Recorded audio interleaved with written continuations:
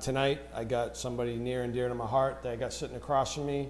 I served with this man in combat. He was my company commander during OEF, and he just happens to be a hell of a friend of mine, and he's provided me a lot of support through the years. So without further ado, I wanted to introduce everybody to my main man, Eric Martindale, second CEV, brother. Good to be here, man. Sapper Phi. Yeah, I've been waiting for this. Dude, cheers to you, man. I'm looking forward. Yeah, I'm a PA guy. I grew up originally in Philly, and then my family moved north out into the sticks, and we grew up pretty poor. My dad bounced, not a good dad.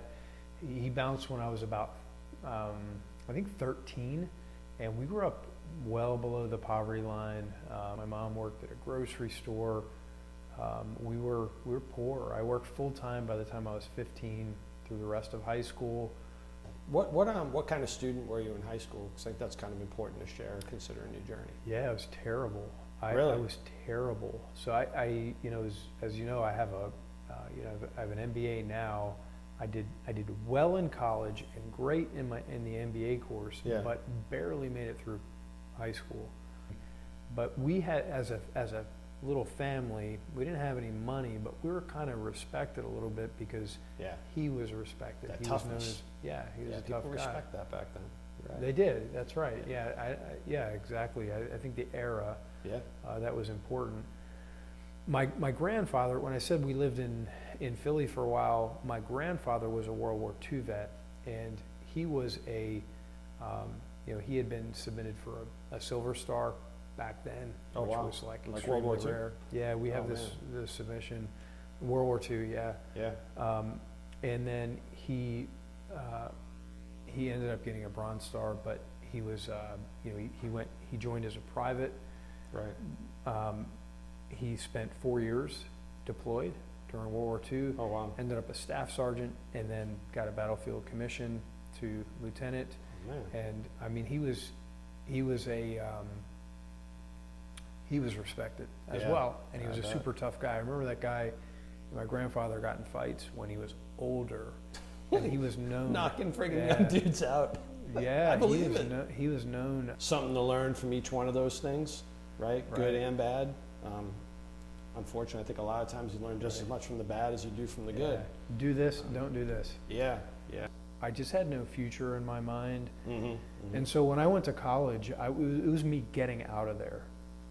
But at the same time, I didn't know that didn't mean I had a path. And I went to see a recruiter together, after my first semester in college, and I was sold. I mean, as a young guy, you see those recruiters, and we'd all seen the commercials and everything, and I was just sold. I just wanted to go active duty, and I saw that as a path. I knew that's not the right answer. That's not the answer the Marine Corps wants. They want you to say, I wanted to lead Marines. I just wanted to go active duty. So I went to see an OSO and went to OCS. I did very well at OCS. I ended up getting the honor graduate award, ended up on the traveling trophy and all that. Congrats, and man. it was really, that was a sign to me, like, all right, something there might be a fit here. 911 hit, and I was still on the fence. 911 hit, and I knew. I got chills, man. Like right now, I got chills going up my spine anytime I hear like 9/11. Man, that was those images and that footage just are always right here. Correct me if I'm wrong, but it was kind of like we didn't know the facts, but we knew we were at war. Oh yeah, at the time. Oh, hands down, man. I mean, instantly, I think most people went from 0 to 100 pissed off. Right. Like just absolutely pissed. Right. Like I tell you, man, it really bonded our nation. Right. Really well. It kind of rallied everybody up. Right. It just seemed to be a lot more harmony going on. Right. And that was, the goodness that came out of it. It was like we captured the spirit of the nation, right? One, you deployed and nobody was a combat vet. Maybe some of the old timers were, had been to like. Yeah, we had a couple guys in our company that were in Desert Storm. Desert Storm. And, luckily one or two of the guys actually were in some pretty kinetic stuff in Desert Storm. And the Yeah. coolest part about that is these dudes would share the information, right? They would talk about it. It's like we're in Yeah. Kuwait waiting, and they would actually, you know, pull us in and say, hey, listen, this is some of the stuff that's likely going to happen. I tell you, man, it really, really helped shape kind of like our mindset before we went. Yeah, to instruct at the Marine Corps Engineer School, that I felt a lot of passion about that. Like you were doing some real good. Like you were, I mean, it's life or death. You know, you're influencing lieutenants who are likely going to go to theater. Right. Man, that's, yeah. Yeah, You they're probably gonna put a lot into take Marines, you know, into countries. So yeah, it's that is probably one of the most impactful things I think that you can do in the military is to instruct. I think that speaking of impact, you know, I can tell you that the amount of impact that you made upon the lieutenants when you're an instructor was huge. You know, because I was that guy receiving them, you know, as a new first sergeant when they would at escape CEB. me. Yeah. I'm telling you, bro, they would come in and when they heard you were coming, they would all be like, Captain Martindale, and just your reputation and just, so what did you do to those friggin' dudes over there? Did you like fucking beat them or something? That still shocks me. I mean, my God, man, them cats, they were in awe of you. They were like, you were a legend.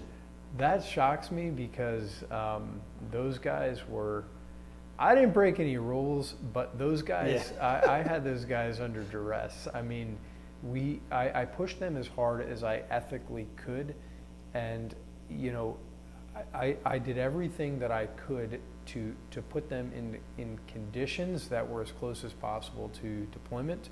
I was always surprised when I would get greeted by them because and not stabbed by them, because I did not give them a good experience I did not give them a comfortable experience at the schoolhouse. I remember I never told you this before today, but I had I remember right before I went to second CB from the engineer school, I was going to a church, and I just happened to be in a casual conversation with my pastor, who was a Marine. He had got out as a chief warrant officer, and he had been in OF1. And I said, yeah, I guess I'm going over to second CB, and I'm going to deploy. You know, I know how that goes. God teaches me through you know, adversity. I know I get the worst of every deployment. I get the worst of everything, and I was just like, well, that's what God's going to do for me to teach me. And he said, you know, sometimes God gives you success, and he teaches you through success. And I will tell you, when he said that, it hit me like a sledgehammer. Yeah, and I was no like, doubt. I think that might happen this time. And I'm not into like weird, you know, mystical things, or you know, I don't know. I just remember that was the experience I had. And when I got to second CB, to answer your question, I remember meeting you, and then Spencer and Lieutenant Colonel Quayle, always, you know, a legend to me. Rob McClellan, you know, and I met all of you guys, and I was like, this is not the same. This is not the experience I've had before. And we connected in a way. In our company command group, I will credit you. Out of the three, you, me, and Spence, I would credit you with that. I think we had a really good team. We had a great team. In fact, I was very grateful, you know, to have you and Colin Bell and Tyson Spencer, because I think each one of us were just different, but we all brought something different to the table. You know, and I think we all knew that at the time too, right? Yeah, because like Colin was a little bit more of an introvert, quiet, but he was so high IQ guy, could figure out anything, like was very proficient. And then Tyson was kind of like the gentle giant. He was like Beast from X-Men. But he was like gentle. Like he always knew the right thing to say to the Marines. That, you know, he always had the right talking points for them. He was just very, very good with that. And I was a little bit of a hammer. That's what we needed. A little bit. I was kind of like a little bit of a sledgehammer sometimes. That's your job. I think you were the most balanced, and you could take a Marine, and you were so pissed, and you were so disappointed in him, But when that Marine left, he felt good after talking to you, regardless of what it was, whatever infraction it was, whatever disagreement. Like when that guy walked out of there, he felt good, even though he knows that he was screwed up. And there's like an art to that. I didn't understand that art, and kind of you sort of taught me that art, and I appreciate that. Let's work towards talking about what you're doing now. So I mean, you spent 17 years in the Marine Corps, a major, and I know that you had some circumstances of why you needed to get out a little bit early, you know, family related. Through a divorce that you know about, and we had a child custody was very contested, and you know the monitor wanted me to go. I had extended a year already at the command I was at. The monitor said 29 Palms or Okinawa, what do you want? And I was going to walk away from, you know, my kids or table, but I had no good answer. I had no good outcome, and so I punched. Got out. I don't regret it at all. Yeah, no, it sounds to me, the way I summarize it is you sort of got out for your family. Yeah. For your daughter. Yeah. That tell you, man, like making that decision at 19 and 5, you know, 17 years commissioned. I know that terror wasn't on the table for you back then, but to walk away from that, you know, without a retirement, I mean, that's a serious commitment. And I commend you for making the right decision, you know, for your daughter. There's a lot of people out there that are so ingrained to the institution that they wouldn't make that decision. They would pick the Marine Corps and just say, I'll just do these couple of years and lose that gap with their loved ones. Yeah, and you know, it's I understand why people do that. There's a lot of pressure because I had a lot of family and friends tell me, no, just stick it out, get to retirement. And the problem is you can't just pick up that relationship again that you lost. And you know, I think the right answer is you pick the thing that you're not going to regret for the rest of your life. I mean, it'd be great to have a retirement right now, but I don't regret it. It doesn't keep me up at night. You know, if I had not pursued my daughter, that's something I don't know if I could ever get right with. You know? Yeah, that's powerful, man. I mean, that was put so eloquently. You know, you just kind of framed it as you know, your daughter was the most important thing in that relationship with her, and I commend you for doing that, brother. That's good stuff. That's really good stuff. Now, here you are, you know, getting out as a Marine, you know, major, combat engineer, that kind of background, and then you make a leap into the commerce business. Yeah. How the hell does that work? That is interesting. That is, I have no friends that have leaped from Marine to commerce. I don't know any. You know, it wasn't. There's not a straight line in there, and it's the story is way too long to unpack all of it. But when I was a kid, I was the kid that was. I didn't just have a lemonade stand. I would convince my friends to set up another lemonade stand, and you know, paying me pieces for driving traffic over there. I mean, I just, you know, when we did, I was a shy kid, but we had those, like, you know, the fundraisers where you have to sell candy to pay for some trip or something like that, some field trip. I would win those, and I didn't win a lot of things as a kid, but there was something about that winning. Just winning. I guess winning. I didn't win a lot of things, but there was something about entrepreneurism that just caught me, you know, like just right in the soul. Yeah, how's your business doing? How's things progressing over the last few years for you? So we recently became a 10-figure company. Oh wow! We got congrats, bro. That's good stuff.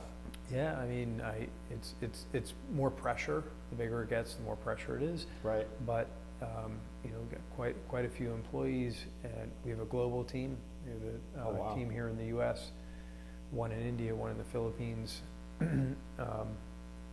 So it's growing. It's not. There's no. You know, I don't think there's a point where you won. And when you grow a large company, you either sell it or life is tough. Right. And you know, that's the way it is. So. You feel like it fulfills a lot of purpose in your life. Do you get, because it's a grind, I know that it's an absolute grind, do you feel like you get that sense of satisfaction when you're done with it? or looking at it how it is today, do you feel like you have satisfaction? Yeah, that's such an interesting question. You know, it's kind of like, you could ask that question about being a Marine, right? And I've always said that in the Marine Corps, we never really recruited the most balanced people into the Marine Corps. We recruited people that were extra hungry, like life, and you want a 9-to-5 job. It's not growing a large company is not the way to go. Yeah. If you want to fight and you just want more, and you want to do something big, it's very fulfilling. Sure. You just have to be willing to live a life of sacrifice. I mean, you got to be willing to work all the time and wake up in the middle of every single night with a lot of pressures that most people don't feel. You know, you're an absolute success story, and you're kind of the epitome of a very resilient person, and somebody who just grinds really hard. You really want to achieve your goals, and that's really admirable about you. And I appreciate you sharing your journey with us a little bit and talking a little bit more in depth about it. I know that before we started, you said that you wanted to ask me something at the end of this. So you wanted to ask. When you came up to PA for a visit, this was early summer. Yeah, that was a hell of it. Oh my God, that was awesome. I rode my motorcycle up there. It was beautiful. It was a great trip. I felt like all we did for 3 days straight was talk. Yeah, that's all we did. And I tell you, that was the moment when I said, I'm going to do this, whether it's good, bad, indifferent, whether people like it, don't like it, I don't care. It's like ripping off a layer of skin and saying, I'm going to do it, and I don't care what anybody else thinks. Yep. So that was a defining moment for me. Thanks. It was for me too, and part of that connection and conversation, I learned more about your past than even on deployment, being stuck in an MRAP for days on end, and coming back and smoking cigars and talking around a fire or whatever. I learned more on that visit than I think about you. And so one of the things that I have thought a lot about was the freezer full of cash. Oh, Do you remember telling me about that? Oh yeah, the freezer full of cash. So my question is, so how do you go from, and that's your story, but how do you go from a background or an upbringing like that, where you probably should have ended up in some kind of organized crime or prison, and you end up serving 27 years in the Marine Corps, Sergeant Major, GS job, super successful after that. How do you deviate that hard into the life that you ended up having? The very unorthodox upbringing that I had, and kind of the males that were in my life, and I just saw it, and I'm just like, I don't think this is what I want to do. I wanted to do something. For you. Yeah, I just wanted to do something different, and then the other defining moment was my mom told me when I was 17, was getting ready to graduate from high school. She's like, "What are you going to do?" I'm like, "Well, I'm gonna, I guess, get a job. I'll figure it out." She's like, "You better figure it out quick." My mom's a very, very strong woman, 4'11", Smart. Italian, That's loud, and she is forward leaning. And she's like, that door is gonna hurt when it hits you in the ass when you turn 18 years old, because that's exactly where you're going, unless you find something to do. And I believed her. I needed the Marine Corps more than the Marine Corps ever needed me. Yeah. And that journey that I had, the Marine Corps, the run that I had, just gave me all the growing up as a man things that I needed, to be where I am today. So I'm unbelievably grateful. Again, I'm an imperfect freaking dude. I've screwed up a lot of stuff along the way, but I'm grateful. I'm so grateful for the Marine Corps, for being forgiven, and the environment and the brotherhood. I needed that shit bad. I mean, real bad. Your mom. Yeah. Mom. Dude, mom, yes. She'll be watching. I love her. All right, man, we're going to close up shop and we'll wrap it up. And this won't be the last. This is merely just a segue into doing hopefully more of these soon. Yeah. But brother, I truly appreciate you coming down and spending time with you. It's been a blast. Yeah, it's been an inspiring journey for you, man. Thank you. This evening, I appreciate you tuning into the Left, Right, Left podcast. the realest podcast in Prince William County, Virginia. I hope you enjoyed tonight's episode. I look forward to hosting you again soon. Good night, everybody. Love you.